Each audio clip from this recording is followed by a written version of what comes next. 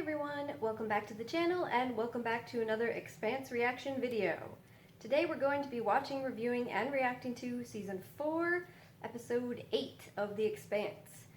So this is a shorter season than Seasons 2 and 3. There's only 10 episodes, which means we are very close to the end. We're approaching the end here. And it looks like this episode is a bit longer. It's approximately about like 50 so minutes, which is longer than the typical Expanse episode, so I'm curious to see what exactly they're going to be throwing at us. I think there's a possibility that means that maybe we'll get some more of our other storylines. We didn't really get anything in terms of Bobby or with drummer Ashford recently, so I'm hoping maybe we'll get a little bit with them, but of course in our main setting, we have an extreme crisis going on because everyone is going blind except for Holden. And now there are poisonous, toxic, slug-like creatures that are all over the walls that seem to kill you almost instantaneously upon touching them. So we're in a pretty difficult situation down there. So I imagine they're going to spend a good amount of time on that, and then of course also up in space on the Rossi and dealing with everything that's happening with the Barb and trying to save it. So yeah, a lot potentially about to happen. I'm excited to see what's going down. Hopefully nothing too traumatic occurs, but alright, let's get into episode 8 then, okay? It's good to see you. You promised to hold your temper. Drummer! I did. Subaka for Mama. You sold us out. You gave Marco's location to the Earthers and got dozens of innocent Belters killed. Marco rigged that ship to blow and kill everyone. He set us up. And you took the bait! Blinded by your self-imposed dependence on the Inners. You should be thanking me for not sending you. That channeling our information to the UN was the right move. It appeased the Earthers and kept our hands clean in the eyes of the OPA factions who supported Marco. Yeah, well, Marco lied to our faces. The other factions would have backed us. And the video he is now broadcasting is going to rally thousands of Belters to his side. And your bullshit statement blaming the UN will rally thousands more. You turned Marco into a goddamn hero. I trusted you with my vote and you chose to let him go. I was cleaning up your mess. You're putting this on me? You weren't there. She cast the right vote. She saw the larger picture unfolding in that airlock. And she made the correct decision, difficult as it was. Which is exactly what I did. We were both in an impossible position. No, truce or no truce, we not sell out our own to the Inners. We all have enough blame to share. And even more problems to solve, so politics be damned. I love Drummer and Ashford on the same team, man! The Inners are looking for any way they can to control the ring, and we cannot let that happen. Which is why I'm here. I'm negotiating a way for us to maintain control of the ring space and for the UN to remove their battleship. I used the information that you gave me as a bargaining chip to keep the UN out of our business. This station is the backbone of the Belt's economic future. We must do whatever we have to protect it. You can do it without me. I quit. No! Oh, drummer.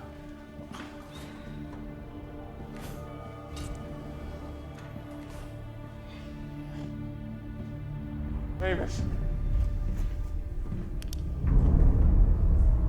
Oh my god. Amos. Step back.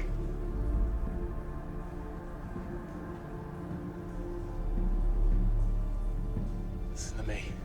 Is he trying to kill himself? Say something. Jesus Christ! Amos, stop!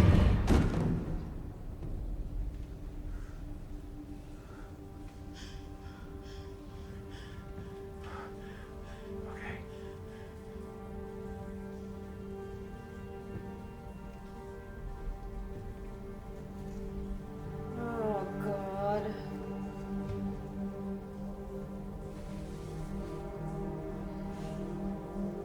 Look at me. Look at me.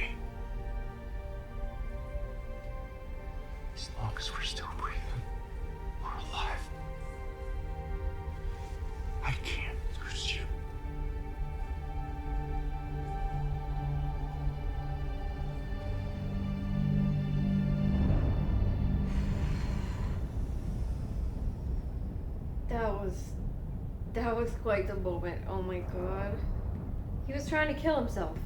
Or I've he been didn't looking for care if you. he I checked died. every bar on the station. Right, is that what was... I drink when I'm angry, not when I'm sad. Drama, I understand why you quit. But you can't let your sorrows drown you. Fred Johnson should have let us handle our own business, no doubt. But he isn't wrong A about... politician. Oh, I'm just old. Age changes you in ways you don't expect. My focus isn't as narrow as it once was. Fred offer you the job of running this place, Kate. Yeah, he did. But I declined. I have more pressing matters. Like what? I am going to hunt down Marco and kill him. Interesting way to start a future of peace. The longer Marco lives, the more followers he will recruit, and the more our nation and our peace will be at risk. And I also admit I am eager to see his pretty face floating outside the airlock.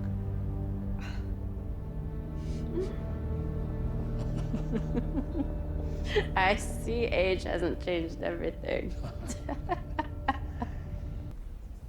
I don't know what I am. When I was 5, I lived in a basement. And I'd have nightmares. And when I woke up and opened my eyes, everything was still black.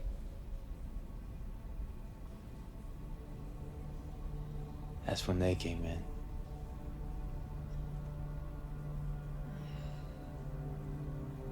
I thought I was dead. And there was nothing I could do about it. There's nothing we can do now except sit in the dark and wait to die. So this is like... People like us deserve a say in how we go out. That's all I ever wanted.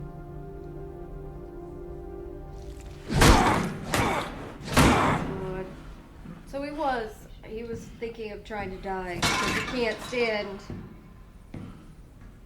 Like, I thought, control, but it's not just that. It is, but... Holden, what happened? Are you okay? Trauma. It's trauma. My friend. What? My what? Your eye fluid.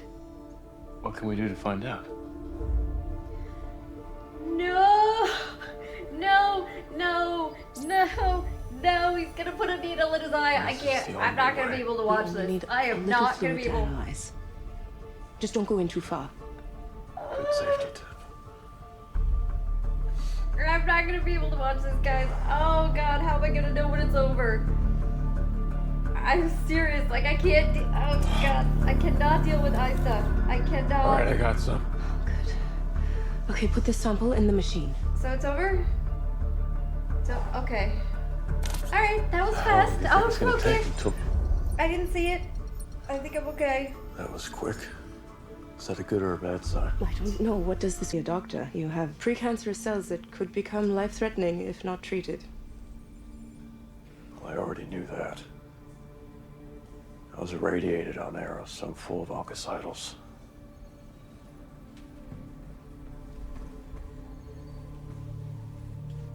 Thanks. No, I don't want your hand. You have a medication port. That's what it Gotta take is! regular injections. The anti-radiation meds! The anti-cancer meds are what is killing the organisms. Ah!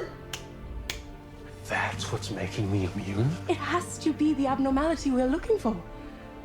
Do you have the reagents to make the meds? I think so. I just need you to read some information off your patch and help me gather up some chemicals.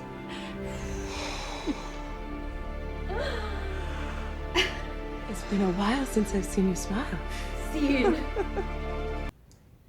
There is nothing righteous in winning this way. I did what needed to be done. You used our son's death for political advantage.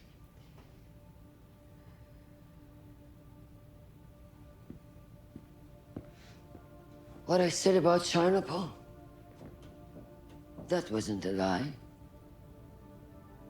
Every word was the truth.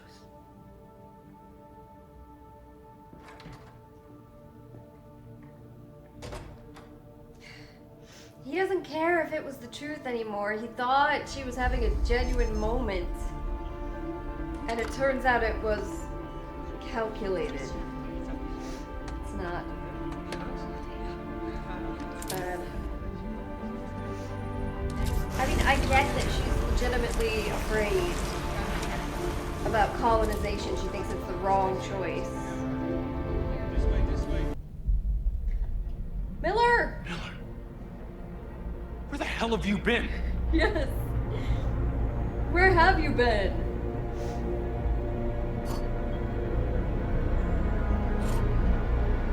Where's his hat?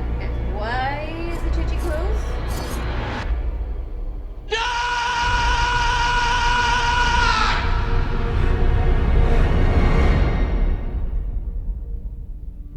What the hell was that? What was that? Miller. Oh my god. Oh, leaving us hanging there. Classic Expanse, but alright, so a couple of things.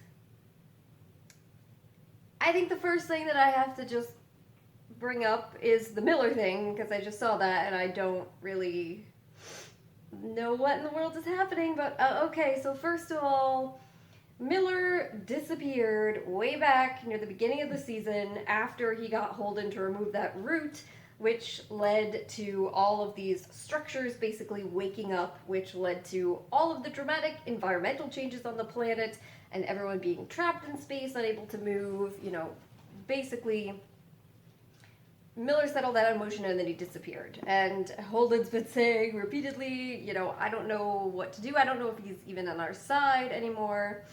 So he finally reappears here. And he's trying to communicate with Holden, but he can't get anything out. It's silent, and until he has this massive scream at the end before disappearing. And he also, it's interesting, he's like flashing back and forth in different outfits, like he's coming in different incarnations of Miller, of himself. I'm curious if this is going to come back to, you know, what was discussed previously when this version of Miller first appeared, and, you know, he's repeatedly said to Holden, the builders kind of build this Miller version out of the pieces of Miller that existed and that were absorbed by the protomolecule in order to just kind of serve their purposes, to investigate things, to get things done that they need done. But when they felt that he was overstepping his mandate, then they would destroy him. So maybe that's sort of what's happening there. He's kind of crossing some sort of boundary and they're destroying him, or so maybe he's been trying to get back to assist Holden and everybody in some way, but he can't. I don't know. So that's going to be a big thing for the final 2 episodes, I'm sure. But I'm glad Miller's back, even though he keeps screwing up a lot of things. I am very happy he's back. So overall, for me, this episode was really good. Like I said, that there was some pretty heavily emotional moments in it, with Avasarala and her speech, and then later the conversation with her husband, in relation to her son, Chernopol, the moments with Amos and Holden, the moments, pretty much everything with Amos throughout this episode. So I mean, I think, and then of course we had the dynamic between Drummer and Ashford as they are deciding to leave the former behemoth, I guess now Medina, and go on their own different missions, talking about the concept of the future of the belt and really just their relationship and everything. Overall, so to me, from what I watched here, there were some pretty significant events, of course, especially, you know, the Miller thing at the end. Some positive highlight events of them actually seemingly being able to save the Barb and also figuring out a cure for the horrific eye thing so that they can get out of there. But for the most part, to me, a lot of this episode was about, you know, the personal dynamics, the characters, their relationships, their individual growth, you know, where they are emotionally, and I like that. I think they did a very good job with this episode of progressing the story forward and also, you know, really building on those characters as well, which I always love episodes like that. So, Amos. So this was a big episode for him, you know, previously in discussing when he was first starting to go blind, and I had a feeling, I was saying it seems as though he's scared, even though he has said he doesn't feel fear anymore. In the past he has said that. It still seemed as though he was scared, and maybe it was a different conception of fear than what most of us regularly experience, that maybe it was more focused and tied around the idea of losing control, as opposed to, you know, that kind of just heart-racing, anxious terror that seems almost instinctual that most people would recognize. But then in this episode, I feel like they kind of confirmed that he was experiencing some sort of fear, and kind of confirmed that control did have a measure to do with it. So he's having the conversation with Wei, and they both feel that they want to have a say in how they die, at least. That they've chosen a life where they're constantly basically at risk of death. They're walking this line. But they're okay with that as long as they feel that they are somewhat in control of how and when it happens. And we see that playing out in his choice to just kind of walk away from everything once he's gone blind and just submit himself to maybe dying from those slugs, but saying, you know, well, that would have been my decision, as opposed to just sitting around and maybe waiting for one of them to fall on me, or for who knows what's going to happen, or us to run out of food, or what chaos to break out. He's going to do that himself. But beyond that kind of control element and the whatever fear or whatever it is he's feeling that was tied to that, there's something a lot deeper too, because they talked about, you know, his childhood and the abuse that he suffered, and what he's saying is he would have these nightmares, and then he'd wake up and it would still be all dark, and then they'd basically come in and abuse him, and he would wonder if he was dead or if this was dying, and think there'd be no getting out of it, and he'd have no say over it. And then you see, so what's happening to him now, where he can't see anything, he's just in total blackness, and with that same sort of uncertainty and looming around, potentially dying in a way that he can't control, and it's really basically also a trauma response is what he's going through. He's suffering from a kind of PTSD, basically. So that's what his reaction is in this moment. And so that takes it to a whole other level for him, where it's beyond just not having a certain amount of control. It's also trauma.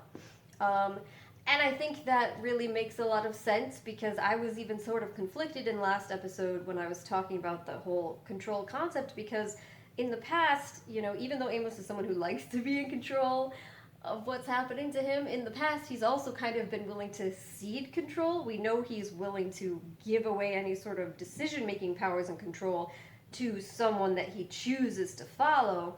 But also he's always kind of been like, well, you know, if we die, we die. If this happens, this happens. So those ideas kind of conflict with each other, but I think that the trauma element really brings it all together and makes it sensible in a more cohesive way. So I thought that was very well done. I thought the moment with him and Holden, when Holden is basically trying to say, you know, I need you, please, I can't do this without you, don't give up, that was extremely emotional and intense, and it's just the level of their relationship and how it's gotten here. If you think back to the first season, where they were basically at each other's throats and threatening to kill each other, or being willing to kill each other on more than one occasion, and then to get to this point, so I just think their relationship arc is really fantastic, and I like how it was highlighted this episode. Speaking of which, as I mentioned a couple times, relationship arcs that I love, Drummer and Ashford in this episode too, fantastic. I love them whenever they're on screen together. I have, ever since Ashford first stepped foot in there, even when he and Drummer were in conflict. I love this episode, how when Fred is there, despite the fact that, you know, he was kind of saying some of the same things that Ashford had said previously to Drummer about how he kind of felt that she had made a mistake maybe by letting Marco go, and the power and influence he would continue to have afterwards, even if she had done it for smart and political reasons. Ashford kind of had that idea, and then you see Fred saying those things to her in more of an accusatory tone, and Ashford just immediately steps right in and was like, oh no, stands up for her, defends her, gives an explanation, and says, you know what, no, she made the right choice. And I don't believe that he was just saying that just to be, like, loyal to her. I think what Ashford, he had a particular idea of what they should have done in the moment, but after hearing everything that she had said and her explanation, I think he genuinely decided, all right, she did make the right choice, and he came around to that, and now he's advocating for her.